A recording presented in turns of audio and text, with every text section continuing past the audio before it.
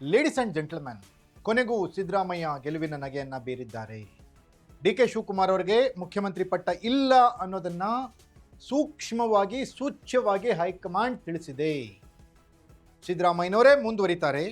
2028ಕ್ಕೆ ನೋಡೋಣ, ಮುಖ್ಯಮಂತ್ರಿಯಾಗಿ ಯಾರನ್ನು ಆಯ್ಕೆ ಮಾಡಬೇಕು ಅನ್ನೋದನ್ನು ಆ ಸಮಯದಲ್ಲಿ ನೋಡೋಣ ಅನ್ನುವಂತಹ ಮಾತುಗಳು ಈಗ ದೆಹಲಿಯಿಂದ ಲಭ್ಯವಾಗಿವೆ. ಹೈಕಮಾಂಡ್ ಈಗ ಇಂಗಿತವನ್ನು ವ್ಯಕ್ತಪಡಿಸಿದೆ, ಮುಖ್ಯಮಂತ್ರಿಯಾಗಿ ಸಿದ್ದರಾಮಯ್ಯನವರೇ ಮುಂದುವರಿಬೇಕು ಅಂತ. ಏನಿದು ಎಕ್ಸ್ಕ್ಲೂಸಿವ್ ಸ್ಟೋರಿ? ಫೋಕಸ್ ಟುಡೇನಲ್ಲಿ ಎಕ್ಸ್ಕ್ಲೂಸಿವ್ ಅಪ್ಡೇಟ್ಸನ್ನು ನಾನು ಕೊಡ್ತೀನಿ. ನೆಲ ಜಲ ಭಾಷೆಗಾಗಿ ಪ್ರಾಮಾಣಿಕ ಪತ್ರಿಕೋದ್ಯಮ, ನಾನು ಹೇಮಂತ್.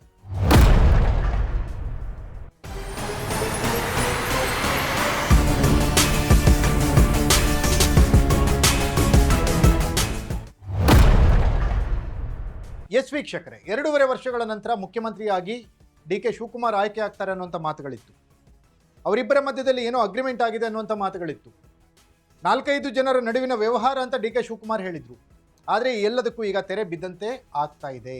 ಮುಖ್ಯಮಂತ್ರಿ ಬದಲಾವಣೆಯ ಚರ್ಚೆಗೆ ಅವಕಾಶ ಇಲ್ಲ ಅಂತ ಹೈಕಮಾಂಡ್ ಸ್ಪಷ್ಟವಾಗಿ ರಾಜ್ಯದ ರಾಜಕೀಯ ನಾಯಕರಿಗೆ ತಿಳಿಸಿದೆ, ಕಾಂಗ್ರೆಸ್ ಮುಖಂಡರಿಗೆ ತಿಳಿಸಿದೆ. ಮಲ್ಲಿಕಾರ್ಜುನ ಖರ್ಗೆ ಅವರು ಕೂಡ ಈ ಬಗ್ಗೆ ರಾಜ್ಯದ ನಾಯಕರಿಗೆ ಹೇಳಿದ್ದಾರೆ. ಸದ್ಯದಲ್ಲಿ ರಾಜ್ಯದಲ್ಲಿ ಮುಖ್ಯಮಂತ್ರಿ ಬದಲಾವಣೆ ಇಲ್ಲ.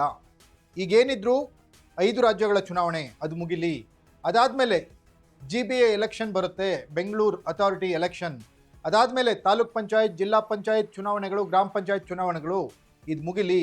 ಮುಗಿದಾದ್ಮೇಲೆ 2028ರತ್ತ ಚಿತ್ತವನ್ನು ಹರಿಸೋಣ. ಈ ಅವಧಿಗೆ ಮುಖ್ಯಮಂತ್ರಿ ಬದಲಾವಣೆ ಮಾಡೋದು ಬೇಡ. ಮಾಡಿಕೊಂಡ್ರೆ ಕಾಂಗ್ರೆಸ್ ಕರ್ನಾಟಕದಲ್ಲಿ ಕೈ ಸುಟ್ಕೊಳ್ಳೋ ಥರ ಆಗುತ್ತೆ ಅನ್ನುವಂತಹ ಇಂಗಿತವನ್ನು ಕಾಂಗ್ರೆಸ್ ಹೈಕಮಾಂಡ್ ವ್ಯಕ್ತಪಡಿಸಿದೆ.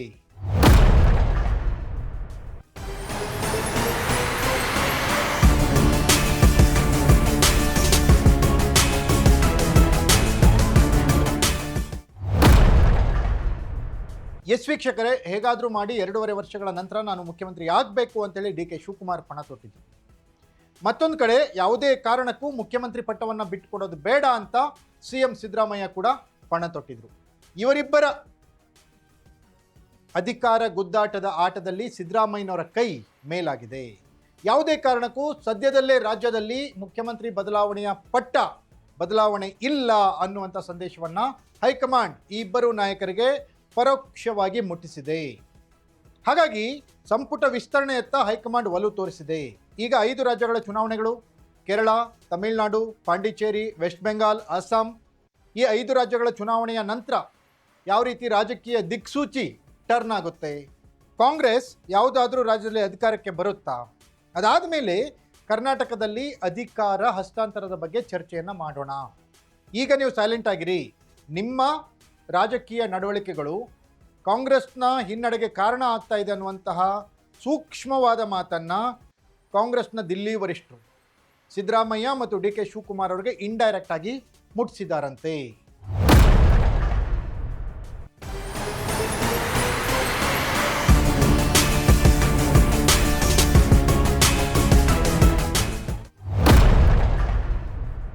ಎಸ್ ವೀಕ್ಷಕರೇ, ಮುಖ್ಯಮಂತ್ರಿ ಆಗಲೇಬೇಕು ಅಂತೂ ಹಲವಾರು ನಾನಾ ಥರದ ತಂತ್ರಗಳನ್ನು ಮಾಡಿದ ಡಿ ಕೆ ಶಿವಕುಮಾರ್ ಈಗ ಸೈಲೆಂಟ್ ಆಗುವಂತಹ ಸ್ಥಿತಿಯಲ್ಲಿದ್ದಾರೆ. ಇದಕ್ಕೆ ಕಾರಣ ಟಗರು ಸಿದ್ದರಾಮಯ್ಯ ಅವರ ತಂತ್ರಗಾರಿಕೆ. ಅಹಿಂದ ನಾಯಕ ಸಿದ್ದರಾಮಯ್ಯ, ಅಹಿಂದ ಮತಗಳ ಕ್ರೋಢೀಕರಣ, ಹಾಗೆ ಪಂಚರಾಜ್ಯಗಳಲ್ಲೂ ಕೂಡ ಸಿದ್ದರಾಮಯ್ಯನವರಿಗೆ ಇರುವಂತಹ ಬೆಂಬಲ, ಅಹಿಂದ ಬೆಂಬಲ. ಇಂಥ ಸಂದರ್ಭದಲ್ಲಿ ಮುಖ್ಯಮಂತ್ರಿ ಸ್ಥಾನವನ್ನು ಬದಲಾಯಿಸಿದರೆ 5 ರಾಜ್ಯಗಳಿಗೆ ಏನು ಮೆಸೇಜ್ ಕೊಟ್ಟಂಗಾಗುತ್ತೆ ಕಾಂಗ್ರೆಸ್? ಈ ಲೆಕ್ಕಾಚಾರದಲ್ಲಿ ಕಾಂಗ್ರೆಸ್ ಹೈಕಮಾಂಡ್ ಇದೆ. ಹಾಗಾಗಿ ಡಿ ಕೆ ಶಿವಕುಮಾರ್ ಅವ್ರನ್ನ ಮುಖ್ಯಮಂತ್ರಿ ಮಾಡಬೇಕು ಅಂತ ಕೆಲವರು ಒಲವು ತೋರಿಸಿದ್ರು ಕೂಡ ಸದ್ಯದ ಸಂದರ್ಭ ಸೂಕ್ತವಾಗಿಲ್ಲ, ಸಮಯ ಸರಿಯಾಗಿಲ್ಲ. ಹಾಗಾಗಿ ಈ ಸಮಯದಲ್ಲಿ ಮುಖ್ಯಮಂತ್ರಿ ಬದಲಾವಣೆ ಬೇಡವೇ ಬೇಡ ಅನ್ನುವಂಥ ಸ್ಥಿತಿಗೆ ಕಾಂಗ್ರೆಸ್ ನಾಯಕರು ಬಂದಿದ್ದಾರಂತೆ.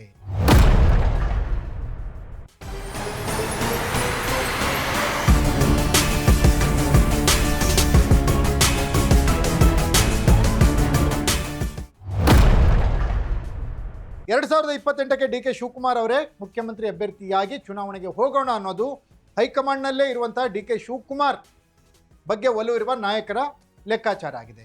ಸುರ್ಜೇವಾಲಾ, ಪ್ರಿಯಾಂಕಾ ವಾದ್ರಾ ಈ ಥರದ್ದು ಮಾತಾಡ್ತಾ ಇದ್ದಾರೆ. ರಾಹುಲ್ ಗಾಂಧಿಯವರು, KC ವೇಣುಗೋಪಾಲ್, ಸೋನಿಯಾ ಗಾಂಧಿಯವರು ಏನು ಮಾಡ್ತಿದ್ದಾರೆ ಅಂದರೆ ಸಿದ್ದರಾಮಯ್ಯನವರೇ ಮುಂದುವರಿಲಿ ಅಂತ ಹೇಳ್ತಾ ಇದ್ದಾರೆ. ಹಾಗಾಗಿ ಅಧಿಕಾರ ಹಸ್ತಾಂತರದ ಆಟ ಒಂದು ತಾರ್ಕಿಕ ಅಂತ್ಯದತ್ತ ಬಂದಿದ್ದು, ಈಗ ಮುಖ್ಯಮಂತ್ರಿ ಬದಲಾವಣೆ ಕಷ್ಟ ಸಾಧ್ಯ ಅಂತ ಹೇಳಲಾಗ್ತಾ ಇದೆ. ಮುಖ್ಯಮಂತ್ರಿಯಾಗಿ ಸಿದ್ದರಾಮಯ್ಯನವರು ಮುಂದುವರಿತಾರೆ. ಡಿ ಕೆ ಶಿವಕುಮಾರ್ ಇನ್ನೊಂದು ಸ್ವಲ್ಪ ಸಮಯ ಕಾಯುವಂಥ ಅನಿವಾರ್ಯತೆ ಎದುರಾಗಿದೆ. ಇದಾಗಿತ್ತು ಫೋಕಸ್ ಟುಡೇ. ನೆಲ ಜಲ ಭಾಷೆಗಾಗಿ ನೋಡ್ತಾ ಇರಿ ಫೋಕಸ್ ಟಿವಿ.